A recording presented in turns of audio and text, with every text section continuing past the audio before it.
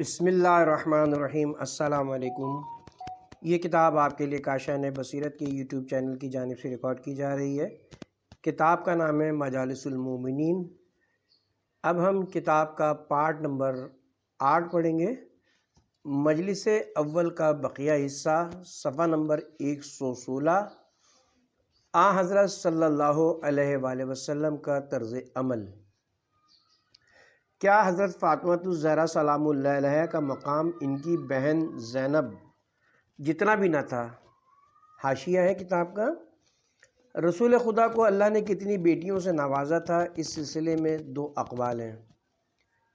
Number 1، اللہ نے آپ کو صرف ایک دختر عطا کی تھی۔ نمبر 2، آپ کو اللہ نے 4 صاحبزادیاں عطا کی تھیں، جن کے نام یہ تھے: number 1 Zainab, number 2 Ruqayya, number 3 Kulsum, number 4 Hazrat Fatima الزہرا سلام اللہ علیہ۔ پہلا قول قرآنی آیات و مستند روایات کی وجہ سے زیادہ قابل قبول ہے، اور عصمت پیغمبر کے شایان شان بھی یہی پہلا قول ہے۔ البتہ دوسرے قول کی بعض ضعیف روایات کتب تاریخ میں ضرور مل جاتی ہیں، اور حضرت شہید ثالث نے اہل سنت پر حجت قائم کرنے کی غرض سے ان کے قول کو ہی پیش کیا ہے۔ مترجم کتاب کی طرف رجوع کرتے ہیں۔ ان کی بہن زینب جتنا بھی نہ تھا، کیونکہ ہمیں تاریخ یہ بتاتی ہے کہ ان کے شوہر ابو العاص بن ربیع نے جنگ بدر میں کفار مکہ کا ساتھ دیا تھا اور وہ گرفتار ہو گیا۔ کافر قیدیوں نے اپنی رہائی کے لیے فدیہ دیا۔ ابو العاص کی بیوی نے ہار فدیے کے طور پر روانہ کیا۔ جب حضرت کی نظر اس ہار پر پڑی تو انہیں اپنی وفادار رفیقہ حیات خدیجہ یاد آ گئیں۔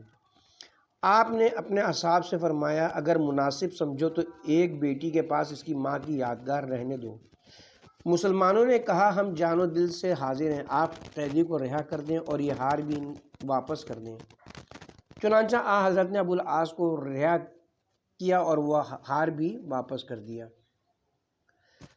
قائرین کرام اپنے سینوں پر ہاتھ رکھ کر فیصلہ کریں، اگر خدا نخواستہ اور معاذ اللہ فدق حضرت سیدہ کا حق نہ تھا اور انہوں نے مطالبہ بھی کیا تھا، تو کیا حضرت ابو بکر مسلمانوں کو یہ نہیں کہہ سکتے تھے کہ تمہارے نبی کی بیٹی نے فلاں جاگیر طلب کی ہے، اگر تم رضامند ہو تو اسے ہم دے دیں؟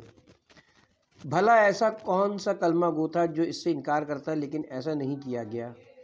حضرت سیدہ کے مطالبے کو نہ صرف رد کیا گیا بلکہ ان کے گواہوں کو بھی جھٹلایا گیا۔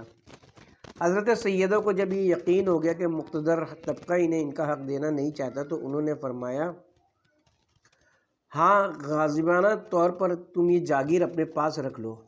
قیامت کے روز اس کا فیصلہ ہونا ہے، جس دن بہترین فیصلہ کرنے والا اللہ ہوگا، اور قیامت بہترین وعدہ گاہ ہے، اور محمد مخالف ہوں گے۔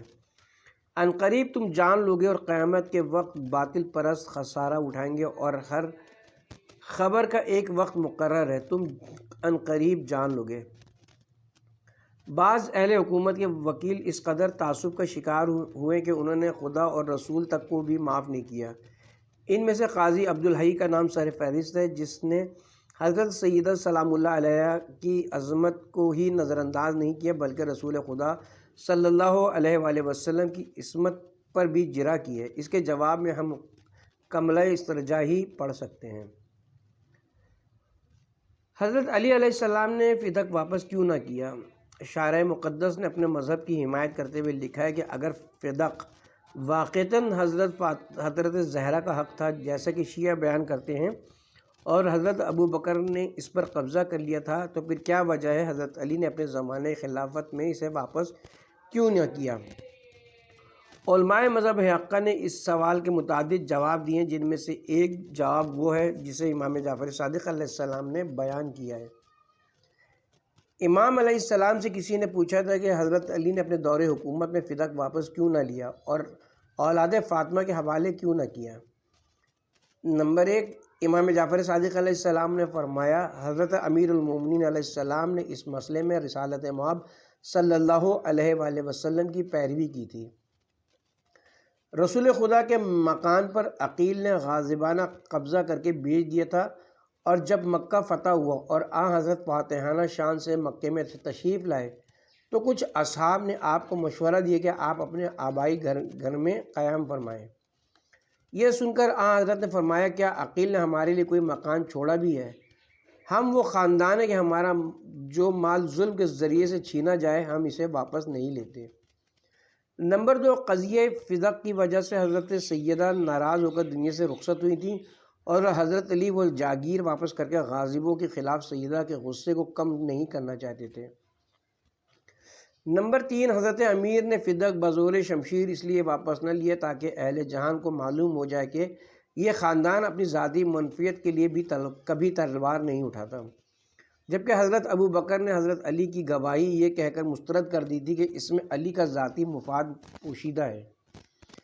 نمبر 4، حضرت کے بعد حضرت علی مسلسل 25 سال تک اقتدار سے محروم رہے اور دوسرے لوگ منبر پر بیٹھ کر حکومت کرتے رہے، اور 25 سال کا عرصہ کچھ کم نہیں ہوتا۔ لوگ شیخین کے کردار و افعال کو عین دین سمجھ بیٹھے تھے اور حضرت علی علیہ السلام فدق کو واپس کر کے لوگوں کی خواہ خواہ کی مخالفت نہیں خریدنا چاہتے تھے۔ جیسا کہ حضرت نے ایک بار لوگوں کو تراویح سے منع کیا تو گلی کوچوں سے امراء کا شور بلند ہو گیا۔ حضرت نے محسوس کیا کہ ایسا کرنے سے میری فوج اور حکومت کا شیرازہ بکھر جائے گا، چنانچہ مصلحت وقت کو مد نظر رکھتے ہوئے آپ نے اس سے درگزر کیا، اور لوگوں میں سیرت شیخین اس قدر رج بس گئی تھی کہ قاضیوں نے ایک بار آپ سے پوچھا کہ ہم فیصلہ کیسے کریں؟ آپ نے فرمایا، جیسے فیصلہ اب تک کرتے آئے ہو اب بھی اسی طرح سے فیصلے کرتے رہو، یہاں تک کہ یا تو لوگ پوری طرح سے میری اتباع کر لیں یا میں بھی اسی عالم تقیہ میں دنیا سے رخصت ہو جاؤں، جیسا کہ سلمان و ابوذر و مقدار جیسے دوست اس دنیا سے رخصت ہو چکے ہیں۔ بحث فدق کے اختتام پر ایک حدیث ملاحظہ فرمائیں۔ اس حدیث کو فخر خوارزم موفق بن احمد مکی نے اپنی اسناد سے ابن عباس سے نقل کیا، یا علی، اللہ تعالیٰ نے تیری شادی فاطمہ سے کی اور پوری روح کائنات کو اس کا حق مہر قرار دیا۔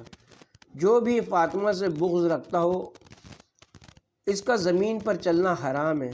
جب پوری زمین میں ہی مہر بطول ہے تو پھر فدق کی معمولی سی جاگیر کے لیے شیخین کا سیدہ سے الجھنا بے مروتی کی بدترین مثال قرار پائے گا۔ کوفہ صدر اول میں مرکزی اسلامی شہر تھا اور ایران کی فتوحات کے ساتھ ہی اس کی بنیاد رکھی گئی تھی۔ بنی امیہ کی ظالمانہ حکومت کے خاتمے پر بنی عباس اقتدار میں آئے تو ابتدائی دنوں میں انہوں نے کوفے کو ہی دارالحکومت کا درجہ دیا، لیکن عباسی حکمرانوں نے محسوس کیا کہ کوفہ میں حضرت علی اور ان کی اولاد کے پیروکار زیادہ ہیں اور اہل کوفہ ان کی حکومت سے خوش نہیں ہیں، تو انہوں نے دارالحکومت کے لیے نیا شہر قائم کیا جس کا نام بغداد رکھا گیا، اور بغداد کا بانی منصور عباسی تھا۔ صاحب معجم البلدان نے حوالے خراسان کے مضمون میں محمد بن علی بن عبداللہ بن عباس کا ایک تاریخی قول نقل کیا جو اس نے اپنے مبلغین کے سامنے کہا تھا، کوفہ اور اس کی جمعیت علی اور اس کی آل کی شیعہ ہیں، وہ تمہیں کوئی اہمیت نہ دیں گے۔ اہل بصرہ عثمانی ہیں اور اس ایمان سے دور ہیں، اور اہل جزیرہ خارجی اور سخت دل لوگ ہیں۔ اہل شام معاویہ و بنی امیہ کے سوا کسی کو نہیں جانتے۔ ان کے دلوں میں بنی امیہ کی محبت اور بنی ہاشم کی عداوت کوٹ کوٹ کر بھری ہوئی ہے۔ مکہ و مدینہ کے لوگوں کے دل ابو بکر و عمر کی محبت سے بھرے ہوئے ہیں، اسی لیے تمہیں ان تمام شہروں کی بجائے خراسان کا رخ کرنا چاہیے۔ اہل خراسان کو ہماری محبت کی دعوت دو، اور اہل خراسان جنگجو ہیں اور سابقہ خلفاء کے تعصب سے بھی بہت دور ہیں، اور ابھی تک اہل خراسان انقلاب زمانہ کی وجہ سے مختلف مذاہب و ملل میں تقسیم نہیں ہوئے، اسی لیے تم اپنی تمام تر توجہ خراسان کی جانب مبذول رکھو۔ شیخ تبریسی علیہ احتجاج میں لکھتے ہیں، امام حسن علیہ السلام کی شہادت کے بعد معاویہ نے شیعان آل محمد سے دل کھول کر انتقام لیا، اور سب سے زیادہ مصیبت کوفہ والوں کو برداشت کرنا پڑی۔ معاویہ نے زیاد بن ابیہ کو کوفہ کا والی مقرر کیا، اور وہ بدبخت کوفہ کے شیعوں کو بخوبی جانتا تھا۔ انہیں چن چن کر قتل کیا، ان سے زندانوں کو بھرا، ان کے ہاتھ پاؤں کٹوائے اور اس نے بہت سے شیعوں کے مکانات جلا ڈالے ہیں۔ غرض کہ وہ کون سا ظلم تھا جو اس نے شیعوں پر روا نہ رکھا تھا۔ شیخ الطائفہ ابو جعفر طوسی نے اپنی اعمالی میں اپنی اسناد سے عبداللہ بن ولید سے روایت کی ہے۔ اس نے کہا بنی مروان کے دور میں امام جعفر صادق علیہ السلام کی خدمت میں حاضر ہوئے۔ آپ نے پوچھا تم کون ہو؟ ہم نے عرض کیا ہم اہل کوفہ ہیں۔ امام علیہ السلام نے فرمایا کسی بھی شہر میں ہمارے دوست اتنے نہیں ہیں جتنا کہ کوفہ میں ہیں۔ پھر آپ نے یہ الفاظ ارشاد فرمائے، اے جماعت کوفہ، اللہ تعالیٰ نے تمہیں اس امر امامت کی ہدایت دی ہے جس سے باقی لوگ ناواقف ہیں۔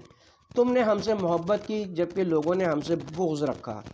تم نے ہماری بیعت کی اور لوگوں نے ہماری مخالفت کی۔ تم نے ہماری موافقت کی اور لوگوں نے ہماری تکذیب کی۔ تم نے ہماری تصدیق کی، خدا تمہیں ہمارے جینے اور مرنے کی توفیق عطا فرمائے۔ خدا تمہیں ہمارے جینے اور ہمارے مرنے کی توفیق عطا فرمائے۔ اور میں اپنے والد علیہ السلام کے لیے گواہی دیتا ہوں، وہ فرماتے تھے کہ تمہاری آنکھوں کی ٹھنڈک یا غیظ و غصے کے لیے بس یہی دیر ہے کہ اس کا سانس یہاں تک پہنچ جائے۔ پھر آپ نے اپنے ہاتھ سے حلق کی طرف اشارہ کیا اور اللہ تعالیٰ نے فرمایا ہے، ہم نے تم سے پہلے اپنے رسولوں کو بھیجا اور ہم نے ان کے لیے ازواج ذریت بنائی، ہم ذریت رسول ہیں۔ بہرنوع اہل کوفہ کا اہل تشیع ہونا محتاج دلیل نہیں ہے۔ ہاں کوئی کوفی سنی ہو تو اس کی سنیت محتاج دلیل ہے۔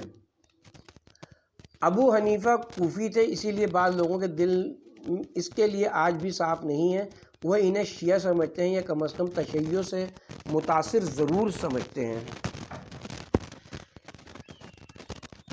شہر حلہ، صحابہ معجم کہتے ہیں کہ لفظ حلہ ہے کی زیر اور لام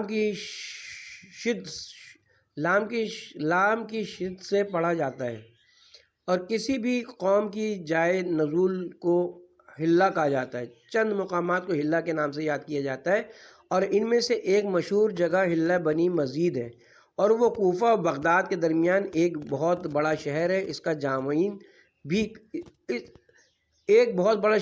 کو جامعین بھی کہا جاتا ہے۔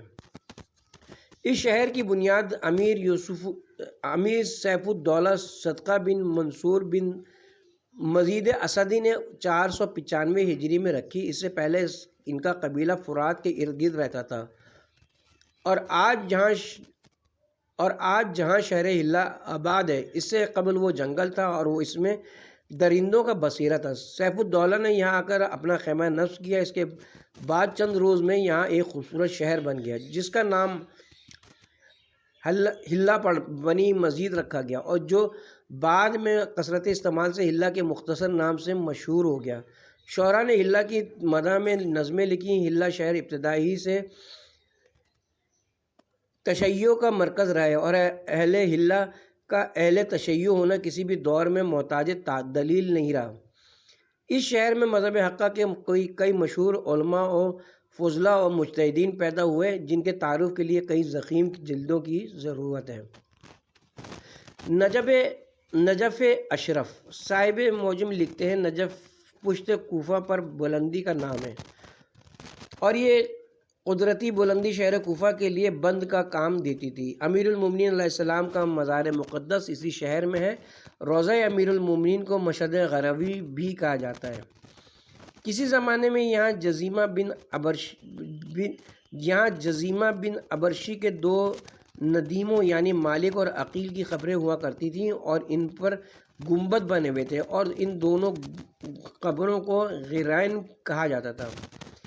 غری آلودہ ہونے کو کہتے ہیں، اور اس کی وجہ تسمیہ یہ بیان کی جاتی ہے کہ ملوک عرب میں سے ایک بادشاہ نعمان بن منظر جب کسی مجرم کو قتل کراتا تو وہ کہتا تھا کہ مجرم کا خون مذکورہ قبروں پر لگایا جائے، چنانچہ اسی آلودگی کی وجہ سے ان قبروں کو غیرین کہا جانے لگا۔ بہرنوع نجف اشرف قدیم الایام سے صالح شیعہ اور تقیہ کا مسکن و مستقر رہا ہے۔ نجف کی رہائش کی فضیلت کے لیے ائمہ طاہرین سے بہت سی روایات مروی ہیں۔ سید ابن طاؤس رحمۃ اللہ تعالی نے اس عنوان پر ایک کتاب تالیف فرمائی جس کا نام فرحت الغرہ فی فضل ساکن الغرہ ہے۔ محققین اس کتاب کی طرف رجوع فرمائیں۔ کربلا معلیٰ، صاحب معجم البلدان لکھتے ہیں کہ کربلا وہ سرزمین ہے جہاں حضرت امام حسین علیہ السلام شہید ہوئے اور کوفہ کے قریب واقع ہے۔ لفظ کربلا کی وجہ تسمیہ کے متعلق 3 اقوال ہیں۔ نمبر 1، لفظ کربلا سے مشتق ہے، جس کے معنی ہے چلے میں سستی پیدا کرنا، یا یہ ریتیلی زمین تھی جہاں آدمی آسانی سے نہیں چل سکتا تھا، اسی لیے اس سرزمین کو کربلا کا نام دیا گیا۔ نمبر 2، یہ لفظ کربلا سے مشتق ہے جس کے معنی گندم کو بھوسا اور سنگریزوں سے پاک و صاف کرنا ہے، اور چونکہ اس سرزمین میں سنگریزے وغیرہ نہیں تھے اسی لیے اسے کربلا کہا جاتا تھا۔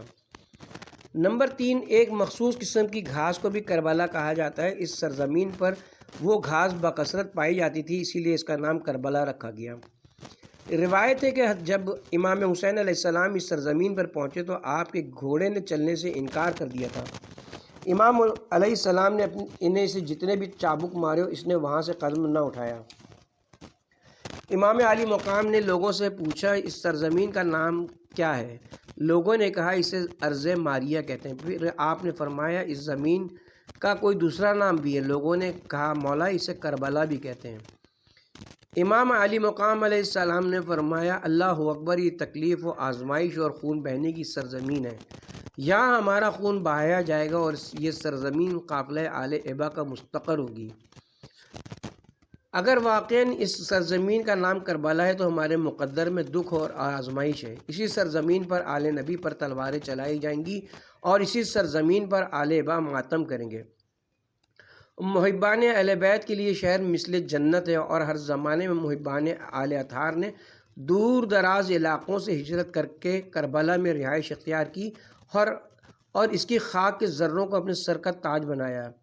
یہ شہر ہر لحاظ سے آباد و شاد ہے، یہاں پانی کی نہریں ہیں اور باغات بہت زیادہ ہیں اور درخت بکثرت ہیں۔ زمین کربلا کی فضیلت اور امام حسین علیہ السلام کی زیارت کے ثواب کے متعلق ائمہ اطہار سے بہت زیادہ روایات مروی ہیں۔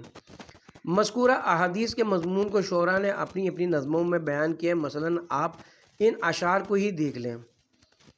بیت جس کا کربلا سے تعلق ہو، بھلا اس کا آتش دوزخ سے کیا واسطہ ہے؟ ملا فضولی بغدادی نے کیا ہی اچھا تخیل پیش کیا۔ کربلا میں دفن ہونے والا جس حال میں بھی ہو بہتر ہوتا ہے، اگر وہ قبر کی مٹی میں مل کر مٹی بھی ہو جائے تو بھی اس کی قدر و قیمت پست نہیں ہوگی، کیونکہ جب کوئی آسودہ کربلا مٹی بھی بن جائے تو بھی اس مٹی سے تسبیح بنے گی جو پرہیزگاروں کے ہاتھوں گردش کرتی رہے گی۔ ملا جامی اگرچہ متعصب تھے مگر انہوں نے بھی لکھا، میں نگاہوں کے حل مشہد حسین کی طرف چلا اور یہ سفر مذہب اشاق میں فرض عین ہے۔ کعبہ حسین کے روضے اطہر کا طواف کرتا ہے۔ حاجی صاحبان تم کہاں جا رہے ہو؟ تم کہاں جا رہے ہو؟ شہر دمشق۔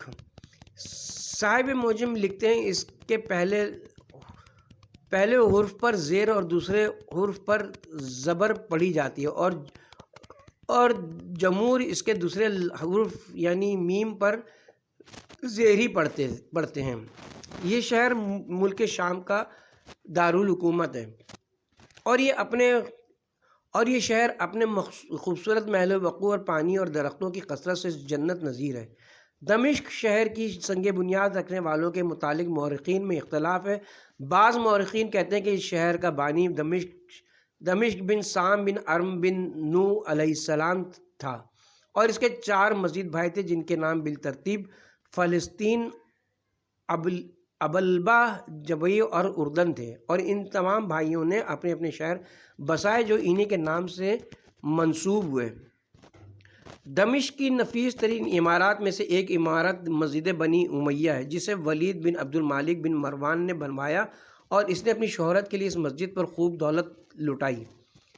بعض حضرات کا بیان ہے کہ ملک شام کے 7 سال کا خراج اس مسجد کی تعزین و آرائش پر خرچ کیا گیا اور بیت المال سے غربا و مساکین کا تمام تر حصہ اسی مسجد کی نظر کر دیا گیا۔ چنانچہ اسی دور کے ایک شاعر نے کیا ہی خوب کہا تھا، میں نے سنا ہے کہ تو مال مسلمین میں خیانت کر کے مسجد تعمیر کر رہا ہے اور تو اللہ کے فضل سے بے توفیق ہے۔ تیری مثال اس چھنال عورت کی سی ہے جو زنا کے ذریعے سے دولت حاصل کر کے یتیموں کی پرورش کر رہی ہو۔ اس سے یہی کہنا چاہیے کہ تو زنا نہ کر اور صدقات بھی نہ دے۔ جب عمر بن عبدالعزیز برسر اقتدار آئے تو انہوں نے ان تکلفات کو ناپسند کیا اور اس نے موتی و جواہرات اور سونا بیت المال میں جمع کرنے کا حکم صادر کیا۔ سرزمین دمشق پر بہت سے صحابہ اور تابعین کے مزارات موجود ہیں۔ جب بنی عباس اقتدار پر فائز ہوئے تو انہوں نے بنی امیہ اور معاویہ کے پیروکاروں کی قبروں کے نشانات تک منہدم کر دیے اور قبروں میں پڑی ہوئی بوسیدہ ہڈیوں کو جلا کر خاکستر کر دیا۔ پھر وہاں کاشتکاری شروع کرائی گئی۔ روضۃ الصفا میں ہے، بنی امیہ کے اسیروں کو قتل کرنے کے بعد صفا کے چچا عبداللہ بن علی نے حکم جاری کیا کہ معاویہ اور دیگر بنی امیہ کے سلاطین کی قبروں کو کھودا جائے۔ البتہ اس نے عمر بن عبدالعزیز کی قبر سے کوئی تعارض نہ کیا۔ جب قبروں کو کھودا گیا تو قبر معاویہ میں ناپاک خاک کے علاوہ کچھ بھی موجود نہ تھا اور عبد الملک بن مروان کی قبر سے صرف کاسہ سر برآمد ہوا اور ہشام بن ملک کا پورا وجود اس کی قبر سے برآمد کیا گیا اور اس کی لاش پر تعزیانے برسائے گئے۔ بعد ازاں اسے جلا کر خاکستر کر دیا گیا۔ اہل سنت کی ڈھٹائی ملاحظہ فرمائیں۔ چنانچہ صاحب معجم لکھتے ہیں، مذکورہ قبریں پورے 100 سال تک اسی طرح سے رہیں۔ بعض سنیوں نے ان مقامات پر پھر قبریں بنا لیں اور مٹی و پتھر کے مزارات بھی بنا لیے اور لوگ اب وہاں ان قبروں کی زیارت کے لیے جاتے ہیں اور اللہ سے ثواب کی امید بھی رکھتے ہیں۔ شعراء نے دمشق کی مدح اور مذمت میں بہت سے اشعار کہے ہیں۔ حقیقت شناس نگاہوں میں دمشق قابل مذمت شہر رہا ہے، اسی لیے کسی شاعر نے اس کی مذمت میں مکمل نظم لکھ لی تھی، جن میں سے 2 شعر یہ ہیں۔ کچھ لوگوں نے کہا ہے کہ دمشق دراصل جنت الخلد ہے جو زمین پر اتر آئی ہے۔ یہ لوگ اس دعوے اور گفتگو میں بالکل جھوٹے ہیں۔ دمشق ایک شہر جاہلیت ہے جہاں نیکیاں رک جاتی ہیں اور فسق و فجور کا چلن زیادہ ہوتا ہے۔ یہ وہی شہر ہے جس میں پیغمبر اسلام کے نواسے کا سر اتھر لٹکایا گیا اور اس شہر کے لوگ زیب و زینت کے لیے کیے ہوئے تھے۔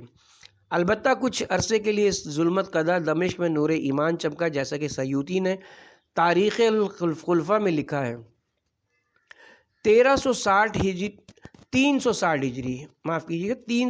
ہجری میں موذ باللہ کے دمشقی نائب جعفر بن فلاح کے حکم سے دمشق کی مساجد میں حی علی خیر العمل کی اذانیں بلند ہوئیں اور کسی کو اس کی مخالفت کی جرت نہ ہو سکی۔ پھر 364 ہجری میں تشیع کو مصر، شام اور مراکش میں فروغ نصیب ہوا اور عبدی حکمرانوں نے نماز تراویح پر پابندی عائد کر دی۔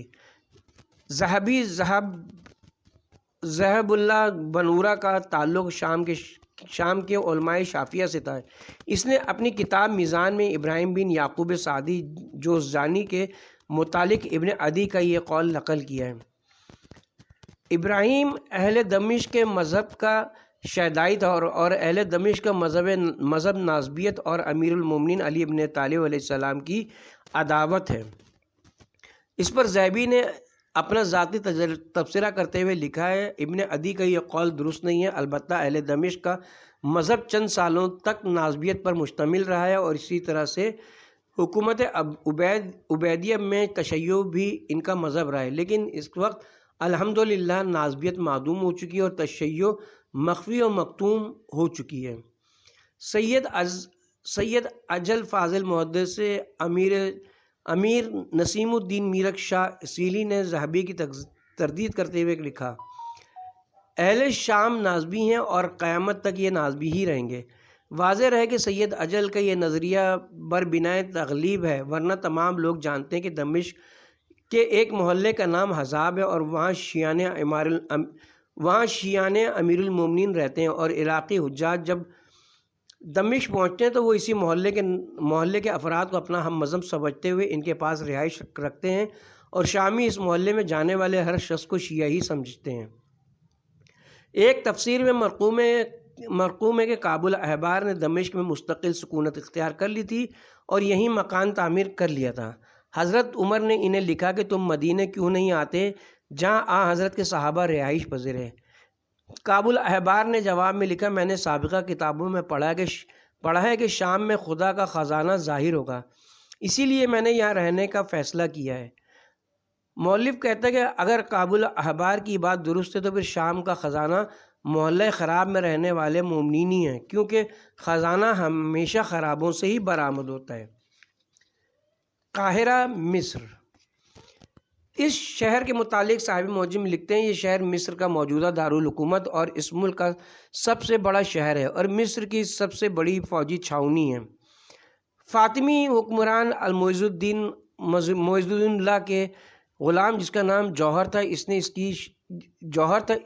اس شہر کی سنگ بنیاد رکھی تھی۔ کافورخ شندیر خلفائے بنی عباس کی طرف سے مصر کا والی تھا۔ جب اس کی وفات ہوئی تو مصر میں قحط سالی پھیل گئی اور طوائف الملوکی نے جنم لیا۔ مصر کے سرکردہ افراد نے باہمی مشاورت سے المعز الدین اللہ کو مداخلت کی دعوت دی۔ فاطمی حکمران نے اپنے غلام جوہر کو بہت بڑی فوج دے کر مصر روانہ کیا اور اہل مصر کی امداد کے لیے وافر مقدار میں غلہ بھی روانہ کیا۔ جوہر اپنے ساتھ فوج اور غلہ لے کر سن 357 ہجری میں مصر پہنچا۔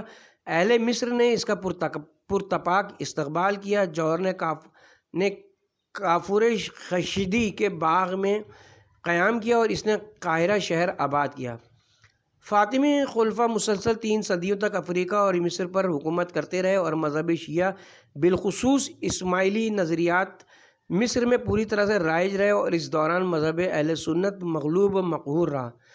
فاطمی خلفاء نے علم و ادب کی خوب پرورش کی اور ان کی علم دوستی کا اس سے بڑھ کر ثبوت اور کیا ہو سکتا ہے کہ انہوں نے جامعہ ازہر کی بنیاد رکھی، جہاں سے ہزاروں طالب علم کسب فیض کرتے تھے اور ان کی قائم کردہ یونیورسٹی آج بھی دنیا میں موجود ہے۔ اسنوی مصری جو کہ شافعی المذہب تھے، اس نے محمد الفقہ نامی ایک کتاب لکھی جس میں اس نے سلطنت مصر میں اپنے مسلک کی ناکامی کا مرثیہ یوں لکھا: امام شافعی کے بعد یہ سرزمین علماء شافعیہ کا مرکز رہی، یہاں تک کہ عبیدی خاندان جو کہ فاطمین کے نام سے مشہور ہیں نے اس سرزمین پر تسلط قائم کیا اور اس کے بعد انہوں نے بہت سے علماء کو قتل کیا اور بہت سے علماء کو ملک بدر کر دیا اور ان کی جگہ رافضی علماء کی سرپرستی کی اور سلسلہ 300 سال تک جاری رہا۔ شیخ جلال الدین سیوطی نے تاریخ الخلفاء کے آغاز میں اپنی خود ساختہ مظلومیت کی داستان یوں بیان کی: عبید اللہ فاطمی اور اس کی اولاد نے 4000 علماء و صالحین کو صرف محبت صحابہ کے جرم میں قتل کرایا۔ اور 357 ہجری کے واقعات بیان کرتے ہوئے سیوطی نے لکھا: اس سال عبیدی حکمرانوں نے مصر کو فتح کیا اور یوں مراکش و مشرق و مصر اور عراق میں رافضی حکومت قائم ہو گئی۔ اور اس خاندان کے تسلط کی وجہ یہ کہ جب مصر کے والی کافور اخشدی کی وفات ہوئی تو مصر میں نظام حکومت مختل ہو گیا اور منظم حکومت کی جگہ طوائف الملوکی نے لے لی۔ ایک جماعت نے المعز کو خط لکھا کہ وہ لشکر لے کر مصر آ جائے اور مصر کا اقتدار سنبھالے۔ المعز نے اپنے سپہ سالار جوہر کو 1 لاکھ فوج دے کر مصر روانہ کیا۔ اس نے وہاں قیام کیا جہاں آج شہر قاہرہ واقع ہے۔ پھر اس نے یہاں جدید شہر قائم کیا اور اسے المعز الدین اللہ کے دارالحکومت کا درجہ دیا۔ جوہر نے خطبہ جمعہ و عیدین سے بنی عباس کا نام ختم کر دیا اور بنی عباس کا سیاہ لباس ختم کر کے سفید لباس کو رائج کر دیا، اور خطبہ جمعہ و عیدین میں اس نے یہ جملے شامل کیے: خدایا رحمت بھیج محمد مصطفیٰ اور علی مرتضیٰ اور فاطمہ بطول اور رسول اکرم کے نواسے حسن و حسین پر اور امیر المومنین المعز باللہ کے آباء و اجداد و ائمہ پر۔ یہ خطبہ سن 358 ہجری ماہ شعبان میں جاری ہوا اور اس کے بعد 395 ہجری ماہ ربیع اول میں پورے مصر میں حی علی خیر العمل کی اذان بلند ہوئی اور انہوں نے جامع ازہر کا سنگ بنیاد رکھا، جس کی تکمیل ماہ رمضان سن 361 ہجری میں ہوئی۔ حلب، صاحب معجم لکھتے ہیں حلب ایک وسیع و عریض شہر ہے اور یہاں کی آب و ہوا بہت اچھی ہے۔ صاحب معجم نے ابن بطلان کا قول نقل کرتے ہوئے لکھا ہے، یہاں ایک عظیم الشان جامع مسجد ہے اور 6 کلیسا اور ایک ہسپتال ہے، اور یہاں کے فقہا مذہب امامیہ کے تحت فتویٰ جاری کرتے ہیں، اور یہاں کا پانی بارش کے تالابوں سے آتا ہے۔ اور حلب کے صدر دروازے کے آگے ایک دریا بہتا ہے جسے دریائے اویق کہا جاتا ہے۔ یہ دریا سردیوں میں بہتا ہے اور گرمیوں میں خشک ہو جاتا ہے۔ یہاں سبزیاں اور نبیز کم ہے، زیادہ تر نبیز اور سبزیاں ملک روم موجودہ اور ترکی سے یہاں لائی جاتی ہیں، اور یہاں کا پستہ خاصا مشہور ہے۔ حلب کے باب الجنان کے قریب امیر المومنین سے منسوب ایک روضہ بنا ہوا ہے۔ یہاں کے ایک نیک شخص نے خواب میں امیر المومنین علیہ السلام کو اس مقام پر کھڑے ہوئے دیکھا تھا، اسی لیے اس مقام پر آپ سے منسوب مقام امیر المومنین تعمیر کیا گیا، اور اسی شہر کے ایک دروازے کا نام باب عراق ہے۔ اس دروازے کے اندرونی حصے میں ایک مسجد ہے جسے مسجد غوث کہا جاتا ہے، اور اس مسجد میں ایک پتھر ہے جس پر ایک تحریر لکھی ہوئی ہے، اور اہل حلب کا اعتقاد ہے کہ یہ تحریر امیر المومنین نے اپنے دست مبارک سے لکھی تھی۔ ابن کثیر شامی نے اپنی تاریخ میں لکھا ہے، امیر سیف الدولہ بن حمدان کے دور میں حلب میں تشیع کو عروج حاصل ہوا، اور اسی دور میں موجود الدولہ بن بویہ نے بغداد کی مساجد کی دیواروں پر مخصوص صحابہ پر سب و شتم لکھنے کا حکم دیا تھا، جس کی بغداد میں حرف بحرف تعمیل کی گئی، اور بغداد کی طرح سیف الدولہ نے بھی حلب میں ایسا ہی حکم جاری کیا تھا۔ سن 507 ہجری کے واقعات کے ضمن میں ابن کثیر نے لکھا، جب صلاح الدین ایوبی نے مصر میں اپنا اقتدار مضبوط کر لیا تو وہ بلاد شام کی طرف متوجہ ہوا، اور اس نے سب سے پہلے حلب کا رخ کیا، اور حلب سے کچھ فاصلے پر اس نے پڑاؤ ڈالا تو والی حلب پریشان ہو گیا، اور اس نے باب العراق کے وسیع و عریض میدان میں اہل حلب کو جمع کیا اور اپنی سابقہ غلطیوں کا اعتراف کر کے اہل شہر سے درخواست کی کہ وہ حلب کے دفاع کے لیے کمر بستہ ہو جائیں اور حلب کو بچانے کے لیے اس کا ساتھ دیں۔ اہل شہر نے ساتھ دینے کا وعدہ کیا، لیکن روافظ نے کہا کہ اگر والی ہماری ان شرائط کو مان لے تو ہم اس کی مدد کریں گے، ورنہ ہم اس کی کوئی مدد نہیں کریں گے، اور ان کی شرائط یہ تھیں: نمبر 1، وہ حی علی خیر العمل کی اذان کا دوبارہ اجرا کریں گے۔ نمبر 2، مساجد اور بازاروں میں انہیں مذکورہ جملہ کہنے کی مکمل آزادی ہوگی۔ نمبر 3، شہر کی مشرقی مسجد ان کی تحویل میں دی جائے گی۔ نمبر 4، جنازوں کے آگے آگے وہ بلند آواز سے 12 ائمہ کا نام لیں گے۔ نمبر 5، انہیں 5 تکبیر نماز جنازہ ادا کرنے کی مکمل اجازت ہوگی۔ نمبر 6، ان کے شرعی عقود و نکاح سید ابو طاہر بن مکارم اور حمزہ بن زہرہ حسینی جو کہ شیعان حلب کے روحانی رہنما کے سپرد ہوں گے۔ الغرض والی حلب نے شیعوں کے تمام مطالبات تسلیم کر لیے، اور اس کے بعد انہوں نے تمام شہر میں حی علی خیر العمل کی اذان دی۔ الغرض اہل حلب شیعہ تھے، اور خلافت عباسیہ کے خاتمے تک تشیع کو حلب میں عروج حاصل رہا، اور جب حلب پر عثمانی ترکوں نے غاصبانہ قبضہ کیا تو ملت تشیع پر ظلم و ستم کے پہاڑ توڑے گئے، اور لوگوں کی اکثریت کو جبر و تشدد سے ان کے مذہب سے برگشتہ کیا گیا۔ اس وقت بھی حلب میں کافی تعداد میں شیعہ موجود ہیں، لیکن ریاستی جبر و تشدد کی وجہ سے تقیہ کی زندگی بسر کرنے پر مجبور ہیں، اور آل محمد کی کشائش کے متمنی ہیں، اور ہر وقت اللہم صلی علی محمد وآل محمد وعجل فرجہم کے الفاظ ان کا ورد زبان ہیں۔ اس کے ساتھ ہی یہاں پہ پارٹ نمبر 8 کا اختتام کرتے ہیں۔ باقی شہروں کی تفصیل اگلے حصے میں۔